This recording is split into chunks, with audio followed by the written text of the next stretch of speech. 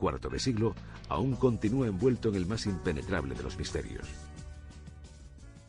Esta lista que tengo aquí es la primera que se hizo en España sobre ovnis e investigación del Ejército del Aire. Son un racimo de casos, se puede ver 20 de marzo año 64 en Sevilla, 1 de enero del 75 en Burgos, 22 de junio del 76 en Canarias, casos que quedaron sin explicar en los archivos oficiales del gobierno español. Y es que yo siempre digo lo mismo, cuando la gente habla de ovnis, la eterna pregunta es, ¿tú crees en los ovnis? Y yo respondo que como periodista no puedo creer ni dejar de creer, esto no es cuestión de fe. ¿Hay documentos que avalan la existencia de ovnis? Los hay. En las dependencias del Ejército del Aire, que Cuarto Milenio ha podido visitar en exclusiva, se guardan 2000 expedientes sobre objetos volantes no identificados que no tienen una solución, o que por lo menos hay dudas sobre qué podrían ser. Muchos de estos casos tienen personal cualificado, testigos de élite, pilotos de caza, pilotos militares, personas que llegaron a ver con sus propios ojos anomalías que no sabemos qué son. Aquí no estamos hablando de extraterrestres o de máquinas del tiempo, realmente estamos hablando de un fenómeno que viola nuestro espacio aéreo y que en ocasiones hace incluso aterrizar a un avión lleno de pasajeros. Ocurrió un 11 de noviembre de 1979 y expedientes de este grosor demuestran, del Ejército del Aire, repito, que es uno de los casos mejor documentados del mundo. Para aquellos turistas austriacos era un vuelo más. Sin embargo, algo ocurrió a mitad de trayecto. Fue un viaje interrumpido. Es una historia que quiero que conozcan con grabaciones originales de lo que pasó aquella noche mítica para la historia de los ovnis. Es el ovni de Manises. El comandante Javier Lerdo de Tejada, con más de 8000 horas de vuelo y 14 años de experiencia profesional, junto al segundo piloto, Ramón Zuazu, inició el despegue del supercarabel TAE JK-297 del aeropuerto mallorquín de Son San Juan cerca de las 11 de la noche. En la cabina del avión, el mecánico Francisco Javier Rodríguez observó un tráfico desconocido que se aproximaba a gran velocidad. Confirmo que tenemos algún tráfico próximo a nosotros, a nuestra izquierda, aproximadamente unas 4 o 5 millas. 297, en negativo, no hay tráfico notificado.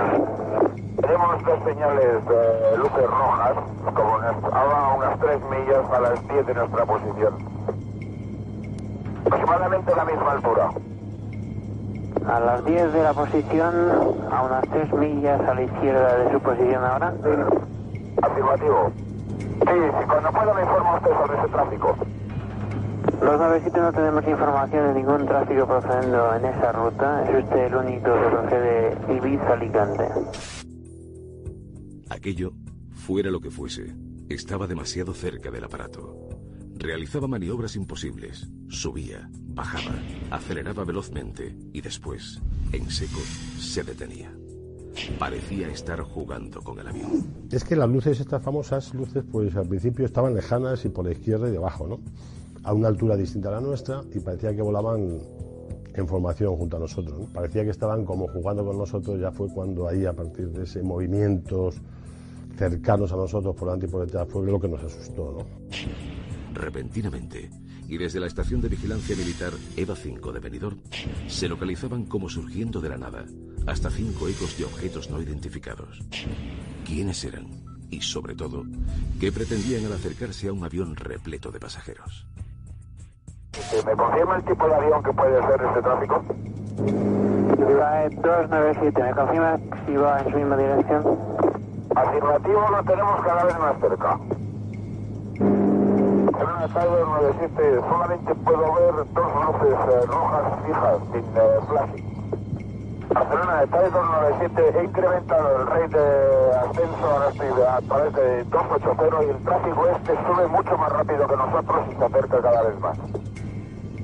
297 recibida. Ante la situación de máxima alarma, el comandante optó por cambiar el rumbo establecido y realizar un aterrizaje de emergencia en el aeropuerto valenciano de Manises.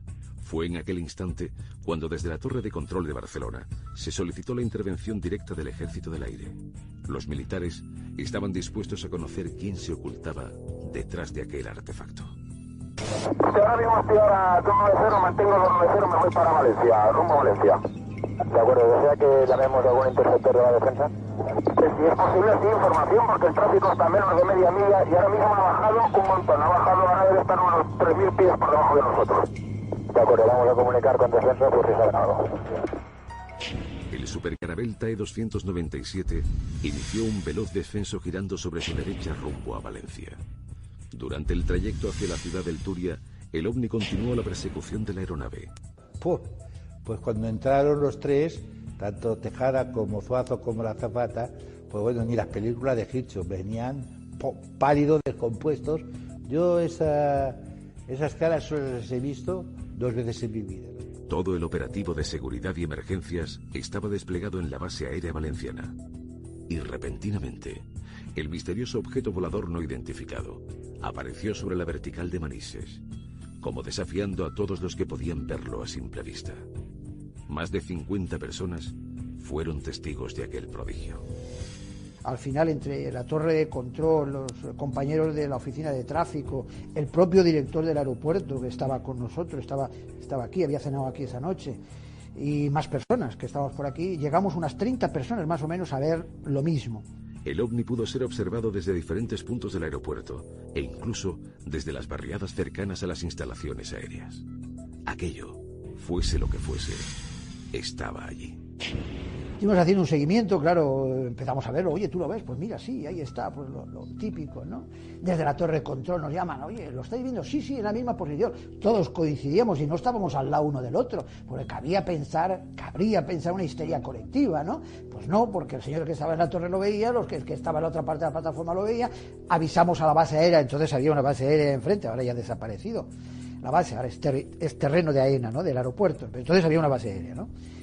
Avisamos al capitán de día de la base aérea, salieron y desde la plataforma ellos también lo veían, pero estábamos viendo desde distintos sitios, ¿no?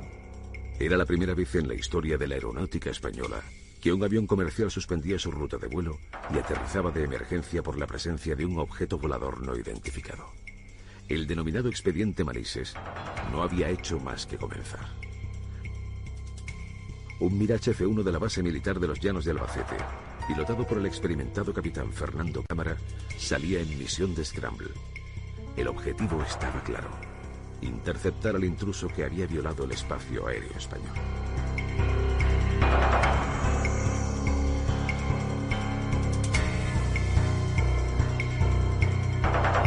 Noche intensa en el cielo español. En cierto punto de la noche se da la orden de que un Mirage F1 despegue de la base aérea de los Llanos en Albacete para perseguir al intruso, para perseguir a ese ovni.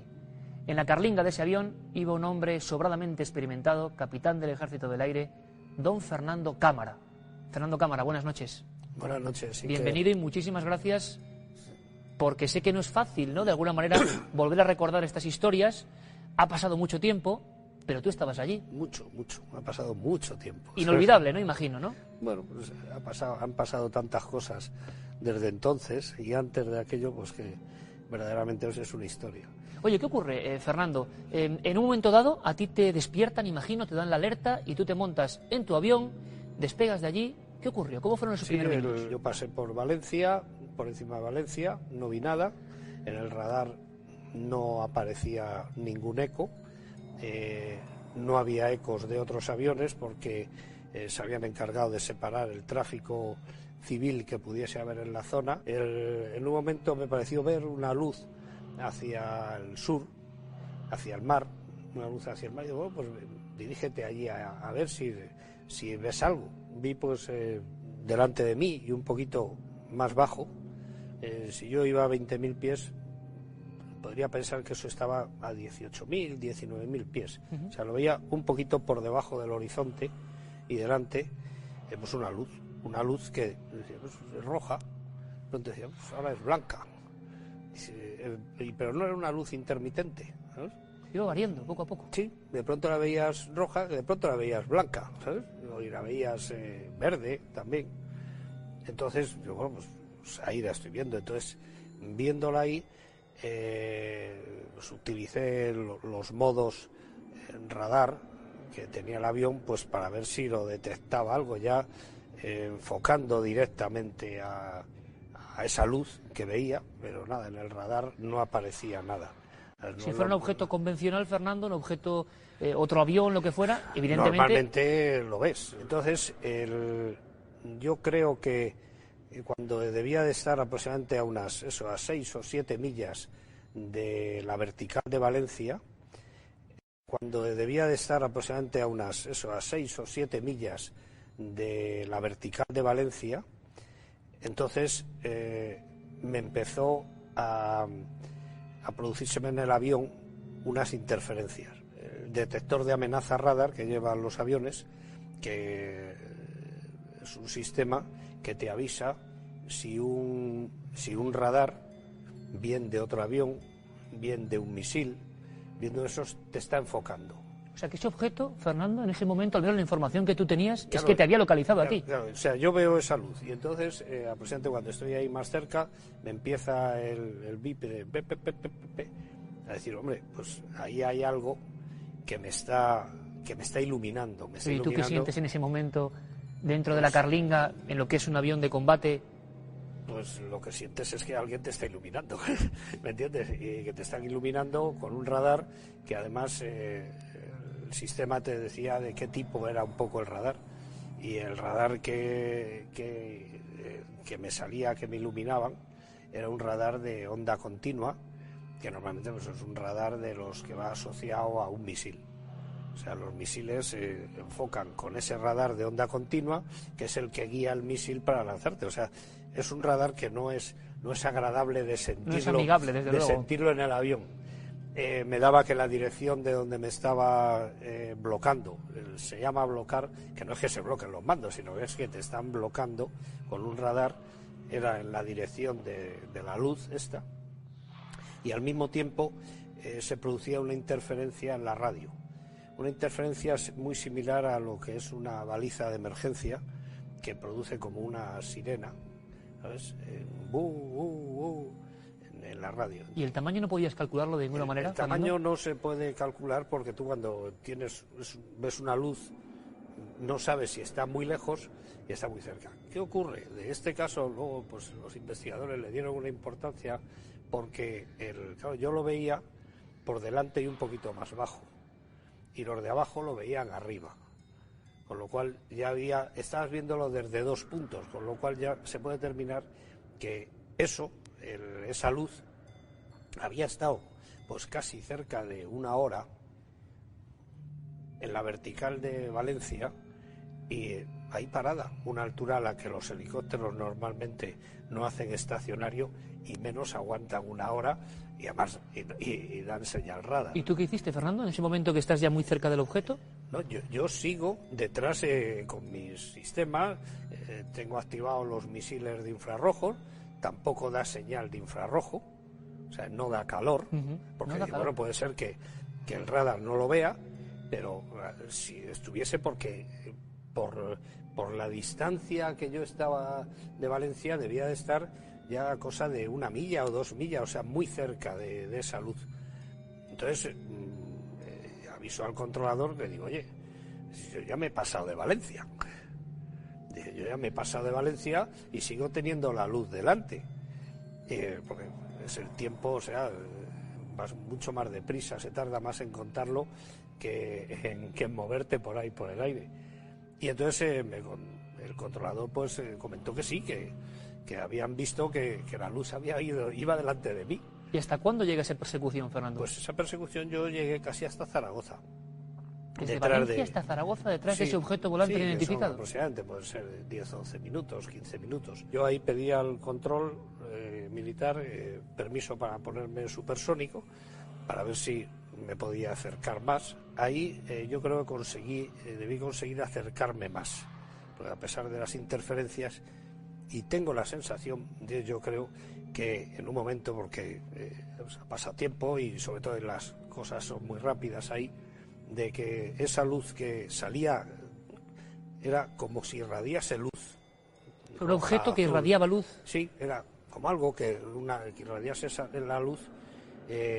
Yo creo que le vi una forma como de una copa sin la parte del pie, una copa, un tronco, ¿una media esfera? Una media esfera, ahí eso. Inmediatamente volvió a mantener la distancia y a tener la misma sensación que tenía desde que la había visto ahí en eso. Y entonces, pues ahí, detrás de él. Bueno, el testimonio de Fernando Cámara capitán del Ejército del Aire, piloto de caza de Mirage F1, yo creo que no tiene nada que ver con lo que desgraciadamente la televisión nos ha enseñado durante años, de gente absolutamente extraña que habla de ovnis. También hay testigos de auténtica élite que los han visto. Pero no solo eso. Fernando habla de interferencias y es curioso porque tan solo unos días después, en otro informe durante muchos años confidencial del Ejército del Aire, se cuenta un episodio muy parecido sobre Motril, donde otro piloto dice el informe, después de 10 minutos de vuelo persiguiendo una especie de tronco de cono situado sobre Motril, hablo de 2 días después de este caso, al pasar por rumbo 360 grados, el piloto escucha y viene, y lo están viendo deletreado y escrito por los documentos, todavía en muchos años fueron confidenciales del Ejército del Aire, escucha unas voces parecidas a niños dentro de su carlinga que le dicen hola, ¿cómo estás? Hola, hola. La interferencia duró unos 30 segundos. El avión tomó tierra sin novedad a las 18:05 después de no alcanzar ese objeto. Casos como este, Fernando Cámara hablaba de un objeto semiesférico, como una media luna, no son casuales. Hay muchos documentos sobre este tipo de historias y, repito, en los archivos oficiales del Ejército. Por ejemplo, en los primeros días, concretamente el día 2 de enero de 1975, en el polígono de tiro de Bardenas Reales, uno de los lugares más vigilados de España en aquella década de los 70, donde hacían práctica de caza los pilotos norteamericanos, un objeto idéntico al que describe el capitán Fernando Cámara aterriza ante 30 testigos. Una noche antes, 5 soldados del Ejército y la Academia de Ingenieros de Burgos observan, en mitad del camino, 5 objetos con forma idéntica a lo descrito por Fernando Cámara, que incluso llegan a quemar el campo. Allí, al día siguiente, la prensa se encontró una huella de 300 metros cuadrados, huella que estamos viendo, una huella calcinada. Son documentos que nunca han podido ser resueltos. Precisamente nuestro compañero Juan Vallejo y también Francisco Contreras han logrado acceder a un lugar siempre hermético, pero que se ha abierto para las cámaras de Cuarto Milenio. Son las dependencias del Ejército del Aire, de la Biblioteca General Central del Ejército del Aire, donde reposan expedientes como estos, expedientes donde se cuenta lo que le ocurrió a Fernando Cámara. ¿Quieren conocer los documentos oficiales de ovnis del Ejército Español? ¿Quieren ver los expedientes de primera mano? Ahí se los mostramos. Transcurridas 24 horas, la noticia saltó a los medios de comunicación provocando un debate sin precedentes. Los titulares de la prensa fueron contundentes.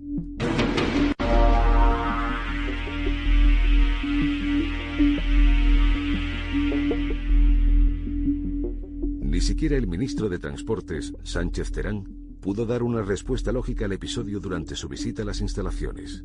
La investigación militar, silenciosa y metódica, ya había dado comienzo. Cualquier pesquisa, dato o información sobre el episodio OVNI se transformó en materia reservada, en un secreto que se mantuvo durante largos años. Enseguida vinieron 2 oficiales del Ejército del Aire a entrevistarse con nosotros. Vino el capitán de cuartel que estaba ese día de servicio en la base y vino también, me parece, el oficial de vuelo, un teniente o un capitán. Y ya nos hicieron una encuesta allí y luego tuvimos que volver a hablar con ellos, con una delegación del Ejército del Aire. A los 15 días tuvimos que volver. El operativo de las Fuerzas Armadas emprendió una ardua investigación.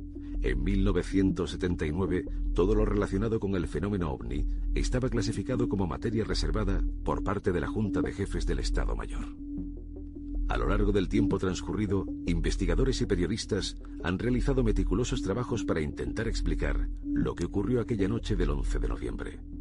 De sus estudios se pudo saber que durante los días posteriores se produjeron más encuentros de similares características. Y venía el ministro de Comercio, iba a aterrizar con la base aérea. Y mientras llegaba y no llegaba, me llamó un capitán y dijo, oye, sal aquí a la pista, vas a ver. Y miramos y había en dirección noroeste una luz roja muy potente en el cielo, estuvo un rato parada y luego al rato volvió a salir y había desaparecido. Entonces, oye, avisamos y tal, digo, no, ni hablar. Prototipos militares, alucinaciones colectivas e incluso reflejos luminosos han sido las explicaciones recurrentes.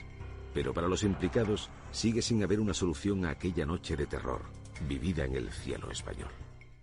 Hombre, lo que sí te puedo decir es que después de tantos años en este mundo de la aeronáutica, un avión normal, y en normal entra todo lo que yo puedo conocer de aviones, no era. Una estrella, ¿qué quieres que te diga? Tampoco era una estrella, obviamente. El reflejo de las chimeneas de no sé qué sitio que alguien dijo que podía ser, pues hombre, de Cartagena, o no sé dónde dijo. Pues oye, no. Pero es un ovni, ¿no? Un objeto, no. Pero es un ovni, ¿no? Un objeto volante no identificado.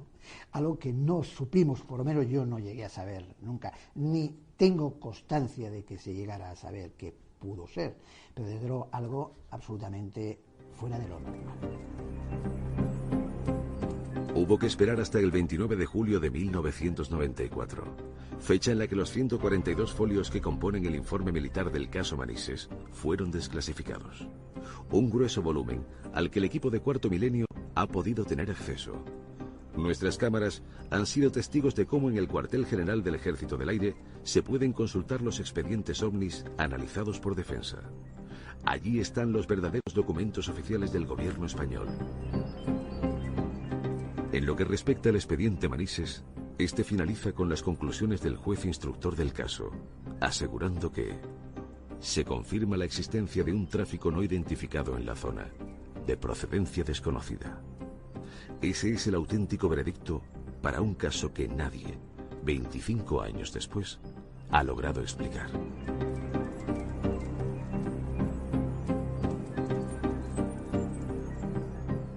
Hubo libros como el de el periodista, el gran periodista y amigo Juan José Benítez de la Gaceta del Norte, que le llamó Incidente en Manises, pero hubo otros, como el expediente Manises, de Juan Antonio Fernández Peris, que mucho tiempo después dieron una hipótesis. Y es que es habitual que en los casos más extraños se hagan hipótesis para explicarlos todavía más extrañas.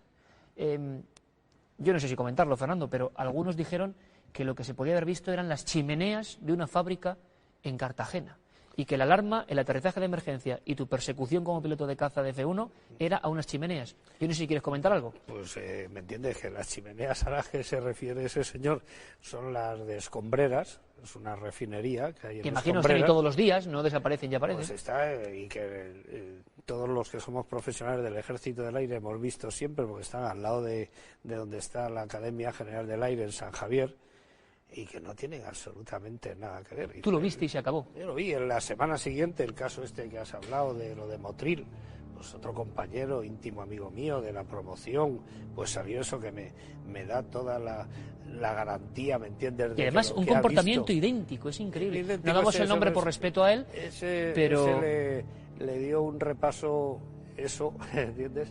Que tenía hasta remaches el avión, estaban quemados.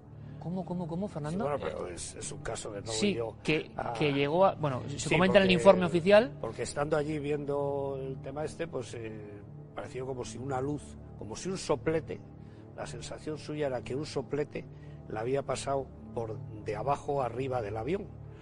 Entonces se dijo, oye, me has metido contra un avión o contra otro avión que haya por aquí. Dice, pues si ahí no hay ninguno y tal. Entonces, cuando siguió detrás de eso, que era como si fuese un soplete de esos de acetileno, ¿sabes? Que te pega una pasada, ¿sabes? Pues fue cuando escuchó las voces estas. Las voces de niños. De los niños y eso, ¿sabes? Y además es que el caso como él se acordaba del caso de la semana anterior, el mío dice, pues a mí no me lo meten en la radio. Y él apagó las radios, no ya cambió canales, sino apagó las radios y lo seguía oyendo. También sin las radios apagadas. Entonces, los casos además... ¿Me quieres decir, Fernando, con las radios apagadas, lo comenta el informe, hola, ¿cómo estás? Hola, dentro de la carlinga, voces de niños, un piloto del Ejército del Aire? Además, esas voces creo que hicieron en un avión de Iberia que volaba por la zona de Mallorca, dio un parte que había escuchado también las voces esas. Se la habían metido también ahí en su radio. Los informes del Ejército están llenos de anomalías, lo dejamos ahí, anomalías, cada uno que piense lo que quiera, pero yo, Fernando, sinceramente, aquí en público quiero agradecerte la valentía, porque para mí es valentía, tal y como se tratan a veces estos temas, que un profesional de tu calibre diga, yo lo vi. Yo creo que para mucha gente que ha visto estos objetos es importante. Yo lo vi, yo hice el informe que hice, durante un tiempo estaba clasificado como confidencial, y yo siempre, ¿me entiendes?, que me habéis llamado para una cosa de estas, pues lo he puesto en conocimiento del Ejército del Aire para pedir permiso. Oye, pedís permiso al gabinete de prensa y ya está. Ahora ya estoy en la reserva, está desclasificado y no he considerado, ¿me entiendes?, que que tuviese que pedir permiso. Fernando, y te lo agradecemos de corazón, de verdad, porque para mí, lo repito, una muestra de valentía. Mil gracias por tu visita a Cuarto Milenio, Fernando. Nada, a tu disposición siempre. Boletín oficial de las Cortes Generales, Congreso de los Diputados. Ni más ni menos que don Enrique Mújica Herzog, en pleno Parlamento, hizo 3 preguntas sobre qué avión, qué clase de tráfico, qué objeto volante no identificado hizo aterrizar al supercarabel de la compañía TAE y qué ocurrió aquella noche del 11 de noviembre del año 79 sobre el cielo español. 3 preguntas que siguen sin respuesta. Después de 25 años, nadie respondió. La respuesta del Gobierno es una respuesta, diríamos, convencional, como la de otros gobiernos, otros países que se han visto sometidos a mismo control parlamentario. Continuamos investigando, no podemos dar ninguna información, proseguimos estudiando el fenómeno.